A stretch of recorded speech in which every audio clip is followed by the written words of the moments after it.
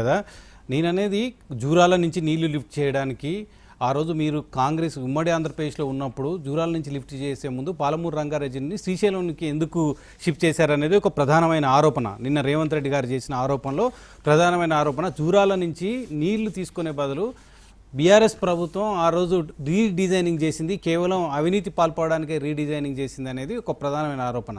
అది మీరు చెప్పాలి, ఎందుకంటే ఉమ్మడి ఆంధ్రప్రదేశ్లో మీరు ఉన్నప్పుడు ఎందుకు జరిగింది, జూరాల నుంచి ఎందుకు నీళ్లు తీసుకురాలేకపోయారు, ఆ తర్వాత బీఆర్ఎస్ ప్రభుత్వంలో మీరు మంత్రిగా ఉన్నప్పుడే మళ్ళీ రీడిజైన్ పేరుతో శ్రీశైలం నుంచి లిఫ్ట్ చేయడానికి పాలమూరు రంగారెడ్డిని రూపకల్పన చేశారు. ఎందుకు ఇది జరిగింది? ఇది కేవలం అవినీతి కోణం నుంచే చూడాలా లేదా సాంకేతికపరమైన అంశాలను చూడాలా? మనం 100% అవినీతి కోణమే. అంటే ఎందుకంటే బీఆర్ఎస్ చేసినా కాంగ్రెస్ చేసినా అవినీతి నీకు చెప్తాను. ఎందుకంటే కారణం ఏంటంటే మీరు మంత్రిగా ఉన్నారు కానీ కేసీఆర్ నైజం.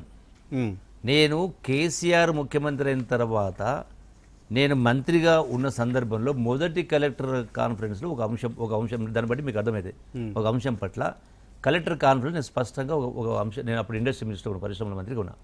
అప్పుడు నేను ఏం చెప్పినా, గ్రామీణ ప్రాంతాల్లో పేద ప్రజలు పేద విద్యార్థులు ఇంటి దగ్గర చదివే వాతావరణం ఉండదు, వాళ్లకు అప్పుల బాధలు కావచ్చు, ఇతర సమస్యలు కావచ్చు, టీవీలు కావచ్చు, రకరకాల కారణాల వల్ల పేదరికం వల్ల వాళ్లకు డబ్బులు పెట్టి బయటికి పంపించే పరిస్థితి ఉండదు, కార్పొరేట్ చదివించే పరిస్థితి ఉండదు.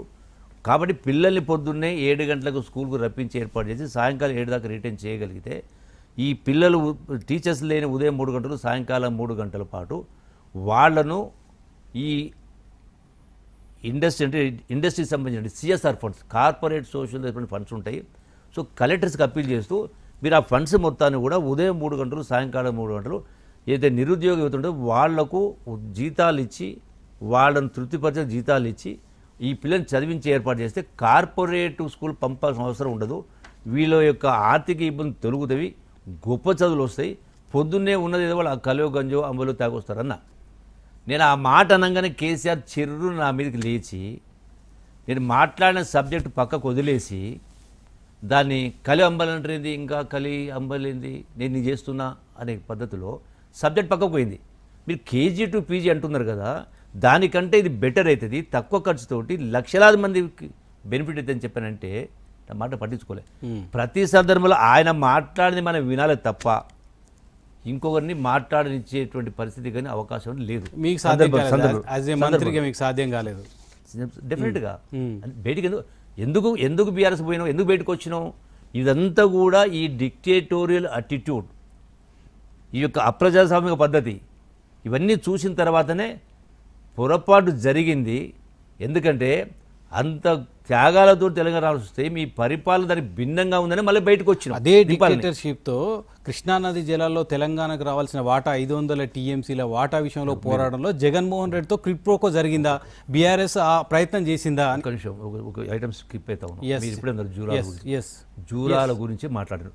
జూరాల ఇష్యూకి వచ్చినప్పుడు కేసీఆర్ ఏమన్నాడు, జూరాలలో నీళ్లు అది 10 టీఎంసీ 9 టీఎంసీ రిజర్వాయరే, ఇక్కడ పాలమూరు రంగారెడ్డి ప్రాజెక్టుకు సుమారుగా మరి 12 లక్షల ఎకరాల నీళ్లు ఇవ్వాలంటే 90 టీఎంసీలు కావాలని, నీళ్ళు సరిపోవని ఇక్కడ షిఫ్ట్ చేస్తున్నాను. అదే ఏదైతే గోదావరి నీటికి సంబంధించి మేడిగడ్డ తుమ్మిడిహట్టు నుంచి మేడిగడ్డ షిఫ్ట్ చేసినప్పుడు మేడిగడ్డ నుంచి సుందిల్ల నుంచి నెక్స్ట్ వరకు మనం పంపించేస్తాం, దాని హైట్ కూడా అక్కడ కూడా 9 టీఎంసీ. మరి 9 టీఎంసీ రిజర్వాయర్ నుంచి మేము 30-40 లక్షల ఎకరాలకు ఇచ్చిన కాలేజ్ ద్వారా అంటూ ఉన్నారు. మరి మీరు పంపు చేసింది 9 టీఎంసీ రిజర్వాయర్ నుంచే కదా. ఇక్కడ కూడా జూరాలకు సంబంధించి కూడా ఒకటి రమేష్ గారు, 1 టీఎంసీ వాటర్ అంటే 12,000 క్యూసెక్స్ 24 గంటలు రన్ అయితే 1 టీఎంసీ.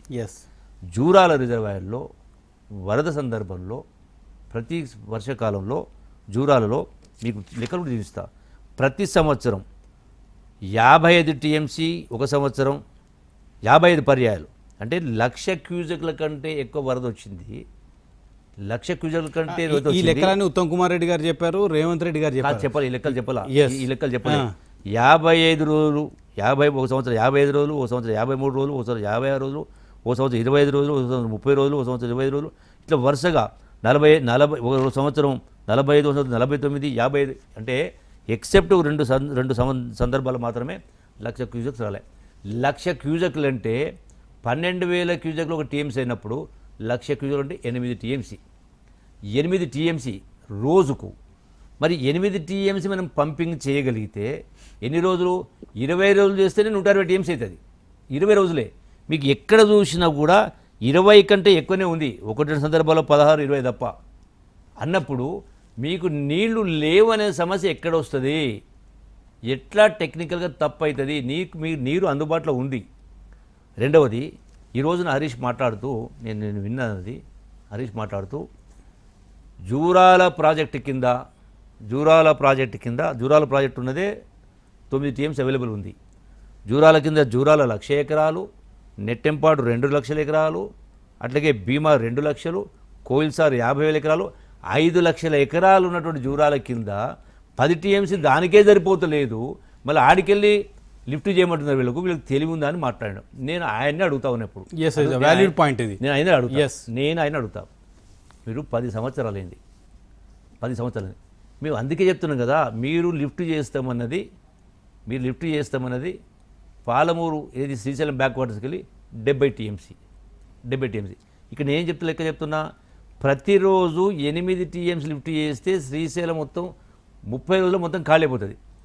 మీరు చెప్తున్న 90 టీఎంసీ అంటే రోజు అక్కడ అందుబాటులో మీకు పోనీ 6 టీఎంసీ లిఫ్ట్ చేసిన, 8 నీళ్లు ఉన్న 6 టీఎంసీ చేసినా కూడా 15 రోజులకి 90 టీఎంసీ, 20 రోజులు చేస్తే 120 టీఎంసీ. మరి జూరాల కాడ అవకాశం ఉన్నా ఏ పర్మిషన్ అవసరం లేకున్నా మీరు 10 సంవత్సరాల అధికారం ఉండి పాలమూరుకు ఉద్ధరించడం మాట్లాడుతున్నారు కదా, మరి మీరే చెప్తా ఉన్నారు కదా 5,00,000 ఎకరాలు ఉన్నటువంటి ఆయకట్టుకు 10 టీఎంసీ రిజర్వాయర్ ఉన్నప్పుడు మరి మీరు ఎందుకు రిజర్వాయర్ కట్టలేదు? ఎందుకు ఏ పర్మిషన్ అవసరం లేకున్నా 5,00,000 ఎకరాలున్నా ఎందుకు 20 టీఎంసీ 30 టీఎంసీ రిజర్వాయర్ కట్టలేదు? మీరు అక్కడే మల్లన్న సాగర్కి వచ్చేవరకేమో అంటే ప్లేన్ గ్రౌండ్, ఫుట్బాల్ గ్రౌండ్ లాగా ఉన్నటువంటి ప్లేన్ గ్రౌండ్ పైన 50 టీఎంసీ రిజర్వాయరు మీరు మేడిగడ్డ అక్కడి నుంచి సుందిల్లోకి వెళ్ళి లిఫ్ట్ చేసి అంత దూరం తీసుకొచ్చి 50 టీఎంసీలు మల్లన్న సాగర్ కట్టినప్పుడు మరి 5,00,000 ఎకరాలను జూరాల ప్రాజెక్టు కింద ఎందుకు మీరు రిజర్వాయర్ కట్టారు? ఎన్నిసార్లు మాట్లాడడం జరిగింది? ఎందుకు గట్టు దగ్గర 20 టీఎంసీ కడతామని ఎందుకు కట్టలేదు? 10 సంవత్సరాలు ప్లస్ 8,00,000 కోట్ల అప్పు కదా, ఎందుకు కట్టలేదు? అట్లనే కల్వకుర్తి లిఫ్ట్ ఇరిగేషన్ కింద కూడా 4,60,000 ఎకరాలు మీకు అక్కడ యాక్చువల్ కెపాసిటీ పంపించుకునేది 2,50,000. మరి అక్కడ కూడా 20 టీఎంసీ రిజర్వాయర్ ఎందుకు కట్టలేదు? డబ్బు లేక కట్టలేదా? మరి ఇదే కాళేశ్వరం 90,000 కోట్లు ఖర్చు పెట్టింది కదా, ఇక్కడ ఎందుకు కట్టలేదు? మరి అంటే మీ లెక్కలోనే మీ మాటలోనే నీళ్లు లేవని మీరే చెప్తున్నారు. నీళ్లు ఉన్నా పంపింగ్ చేసి రిజర్వాయర్ ఎందుకు కట్టలేదు? అది నెట్టెంపాడైనా, భీమా అయినా, కోల్సార్ ఇవన్నీ కూడా పాలమూరు జిల్లా నేను ఉద్ధరించినా, ఇప్పుడు ఆయన చెప్పిన లెక్కల్లో నేను నీళ్లు ఇచ్చినా అన్నాడు. యాక్చువల్గా వైఎస్ రాజశేఖర రెడ్డి గారు కాంగ్రెస్ పార్టీలో ముఖ్యమంత్రి ఉన్నప్పుడే, అప్పుడు నేను కూడా ఉన్నప్పుడు ఈ అన్ని ప్రాజెక్టులు కేఎల్ఐ, కల్వకుర్తి, భీమా, నెట్టెంపాడు, కోయిల్సార్ ప్రాజెక్టుకు 8,000 కోట్ల రూపాయలు ఖర్చు పెట్టిండ్రు. కేసీఆర్ వచ్చినాక బీఆర్ ప్రభుత్వంలో కేవలం 6,000 కోట్ల రూపాయలు మాత్రమే ఖర్చు పెట్టిండ్రు. నేను మొత్తం పూర్తి చేసిన అంటున్నాడు.